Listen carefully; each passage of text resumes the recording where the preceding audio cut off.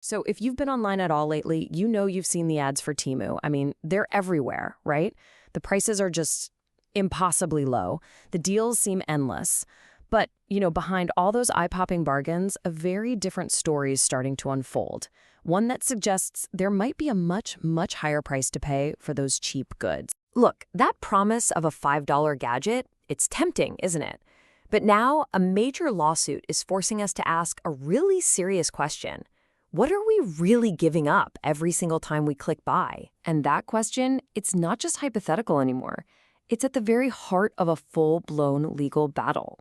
The state of Kentucky is officially suing Temu, accusing the company of some pretty serious unlawful practices. This takes it way beyond just a few negative user reviews. Yeah, let's be super clear here. This lawsuit isn't about a few late packages or products that look a little different than the picture. The state is making some incredibly serious accusations that go way, way beyond that. We're talking about an app that is truly under fire. Okay, so let's get into the specifics. What is Kentucky actually claiming? The whole lawsuit really boils down to 4 main allegations. And when you see them all laid out together, honestly, they paint a deeply troubling picture of how Temu allegedly operates. The allegations are just stunning. They cover a huge range of misconduct. You can really split them into 2 main buckets. On one hand, you've got these major claims about your personal data, that it's being illegally scooped up and potentially shared. And on the other hand, you've got claims about their business practices, from ripping off intellectual property to the really disturbing allegation of using forced labor. These are not minor issues. Let's drill down on that first point for a second, because it's all about your privacy. The complaint says the Temu app is basically designed to hoover up your personal data without you really knowing or agreeing to it. But it gets worse. The suit then alleges that this data is made accessible to the Chinese government. And the lawsuit makes it really clear this isn't some abstract data problem. It's about real, tangible harm to local businesses and institutions. It alleges Temu is actively selling counterfeit products and stealing the IP of some of Kentucky's most famous brands. I mean, look at this list. We're talking about the University of Kentucky, the University of Louisville, even the legendary Buffalo Trace Distillery, and Churchill Downs. All of this just raises a massive question, right? Where did this app even come from?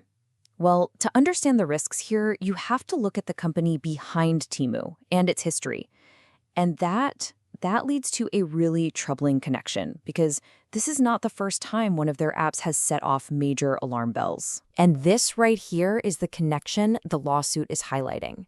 Temu is owned by PDD Holdings. That's the exact same company that owned an app called Pinduoduo. Now, if that name rings a bell, it's probably because Pinduoduo got banned from U.S. app stores for allegedly containing malware. The real kicker here, the allegation is that Temu shares a significant amount of its code with its banned sister app. So, when you see all of that, it starts to make a lot more sense why Kentucky is taking such aggressive action. This really gets to the state's motivation. They're framing this as defending their people and their businesses, defending the bluegrass. And you can just hear the urgency in the Attorney General's own words. He says the flashy marketing hides real danger and that Kentuckians need a strong defense against this aggression. It's pretty obvious the state isn't treating this like a simple business dispute. They're framing it as a direct threat. And that threat isn't just about data privacy or big corporations. The lawsuit also dives into the kind of direct consumer fraud that tons of shoppers have been complaining about.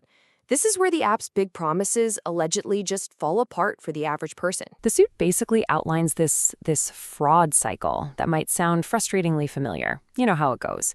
It starts with a fantastic ad. But then, what shows up at your door is a cheap, low-quality imitation.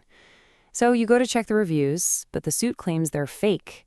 And then, to top it all off, some people even say they find unauthorized charges on their cards later on. So when you stack it all up, the data privacy fears, the stolen IP, the fraud cycle, it really forces you to look past the sticker price. And this gets us to the final and maybe most important point. What is the real price? The lawsuit basically challenges all of us to ask what the hidden cost is when something seems way too good to be true. Which leaves us all with this one last really critical question to chew on. In a world where our data is basically currency and the prices are impossibly low, are you the customer or are you the product? It's definitely something to think about the next time one of those ads pops up in your feed.